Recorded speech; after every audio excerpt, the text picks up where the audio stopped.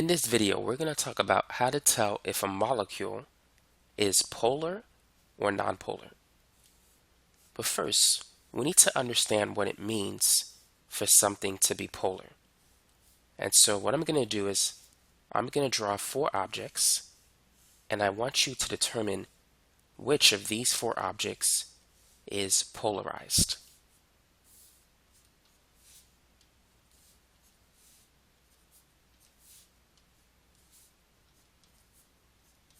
So how would you describe these 4 objects? Let's start with the one on the upper left.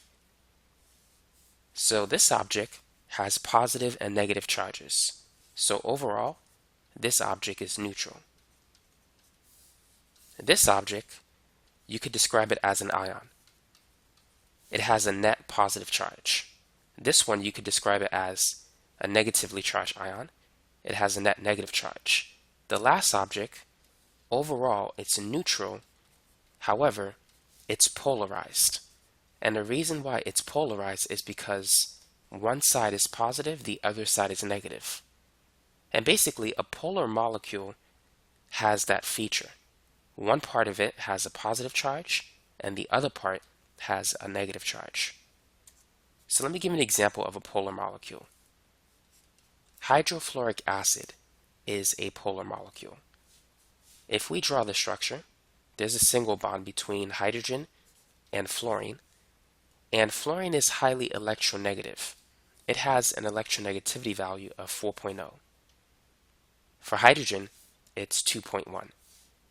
And so because fluorine is more electronegative than hydrogen, it's going to pull the electrons toward itself. And so fluorine will acquire a partial negative charge, and hydrogen is going to be electron deficient. It's going to acquire a partial positive charge. So if we were to draw the molecule, this would be hydrogen, and this would be fluorine. Fluorine is bigger than hydrogen, but fluorine has a negative charge with respect to hydrogen, and hydrogen has a positive charge.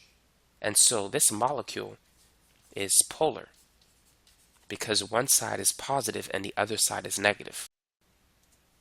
Now let's make a distinction between polar molecules and nonpolar molecules. In polar molecules, you have an unequal sharing of electrons. In nonpolar molecules, the sharing of electrons is relatively equal. So in the case of hydrofluoric acid, fluorine, even though hydrogen and fluorine are sharing electrons, they don't share equally. So that's why fluorine has a partial negative charge. It pulls the electrons toward itself. And hydrogen has a partial positive charge. So basically, we have this picture. One side is positive, and the other side of the molecule is negative, making HF polar. Hydrogen gas is nonpolar. Because the 2 atoms in the molecule are the same, the electrons are shared equally. And so if you were to draw a picture, you don't have a positive and a negative region.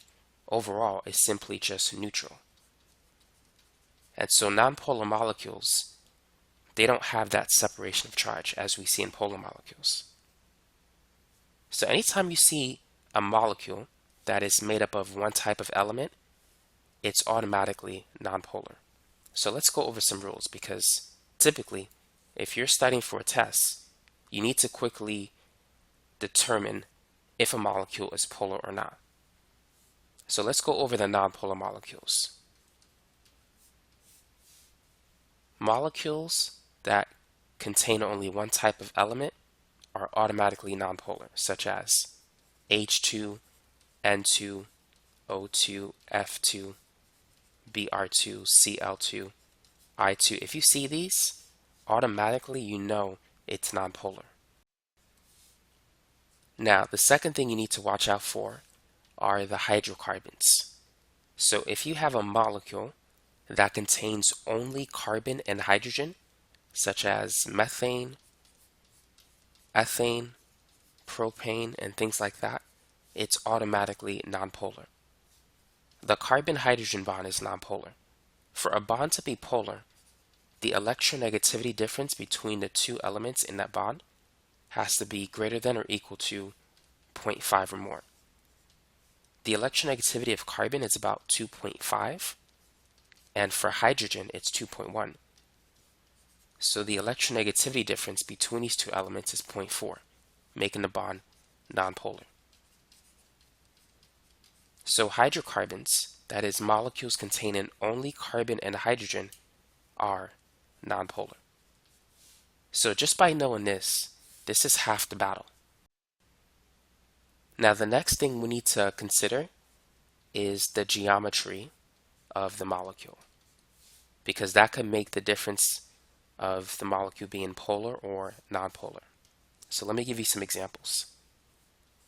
Carbon tetrafluoride. Would you say this molecule is polar or is it nonpolar? Well, first, before we analyze the polarity of the molecule, let's talk about the polarity of the bond. Is the carbon-fluorine bond polar or nonpolar?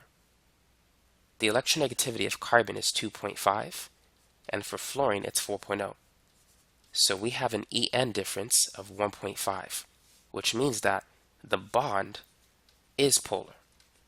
So not the molecule, but the bond. But now what about the molecule? Is the molecule as a whole, is it a polar or nonpolar molecule? So we need to draw. So we have 4 fluorine atoms, and the molecular geometry for it is tetrahedral.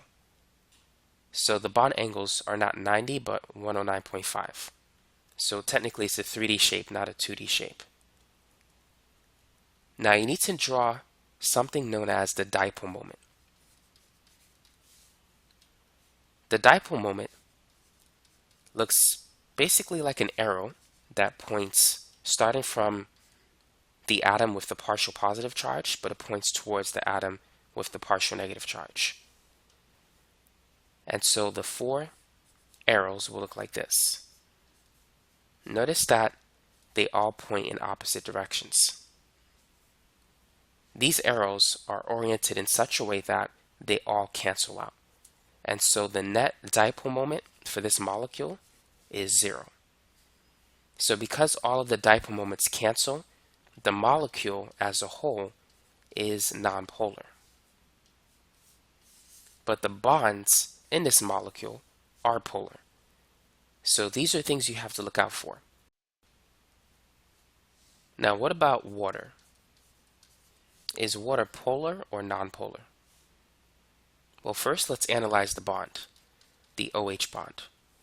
Hydrogen has an electronegativity value of 2.1, and for oxygen is 3.5. So the electronegativity difference is 1.4. It's greater than 0.5, which means that water has polar bonds. Now we need to analyze the geometry of H2O. Oxygen likes to form 2 bonds, and it has 2 lone pairs. And because it's more electronegative, it's going to have a partial negative charge. Hydrogen will have a partial positive charge. And if we draw the dipole moments, which will point towards the more electronegative oxygen atom, it's going to look like this. So notice that we have a net dipole moment in this molecule. And so as a result, the molecule is polar. Now let's talk about why the 2 arrows don't cancel.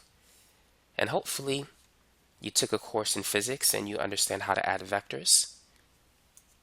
But let's draw 2 arrows that look like this. Let's call this arrow 1, arrow 2. The first arrow has an x component that goes towards the right and a y component that goes up. The second arrow has an x component going to the left and a y component going up.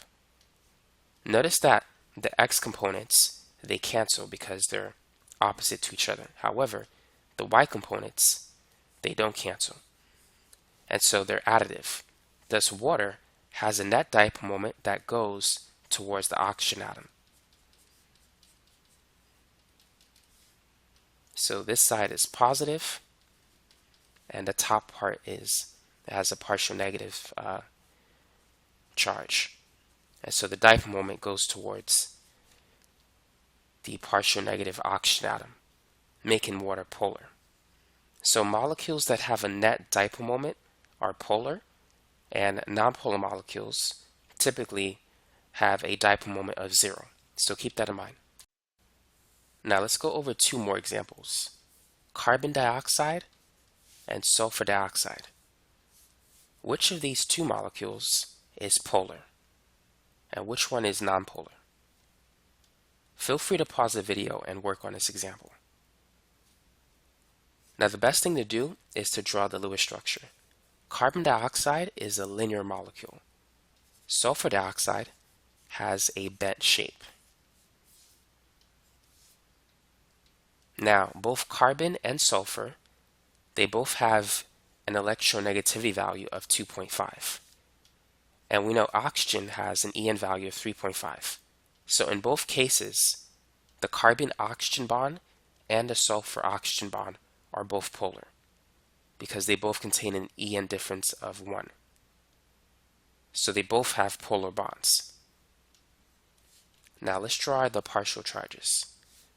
In both cases, oxygen will carry a negative partial charge, and carbon and sulfur will have a partial positive charge because they're less electronegative than oxygen.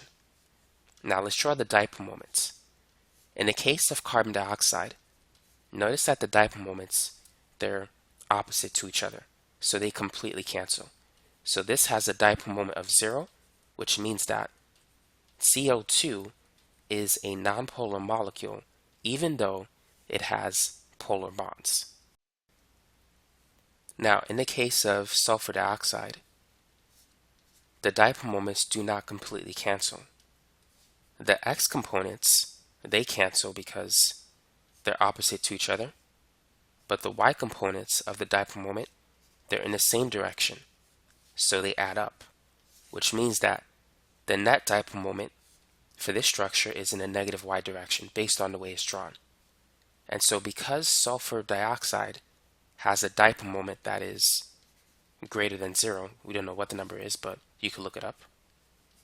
Because it's not equal to 0, this molecule is polar. And so now you know how to tell if a molecule is polar or nonpolar. So step 1, look out for any elements, or look out for any molecules that contain only one type of element, like H2, N2, O2. If they only have one type of element, it's automatically nonpolar. Step 2, look out for any hydrocarbons. So if you see a molecule that has only carbon and hydrogen, it's nonpolar. Step 3, for other molecules that are composed of different elements like HF, H2O, CO2, the best thing to do is to draw the Lewis structure and then see if the dipole moments, if they cancel or if there's a net dipole moment. And also check the bonds. Make sure the bonds are polar as well. And so that's all I got for this video. For those of you who like it, feel free to subscribe to this channel. And I'm going to post some videos in the description section below. Feel free to take a look at that when you get a chance. Thanks again for watching.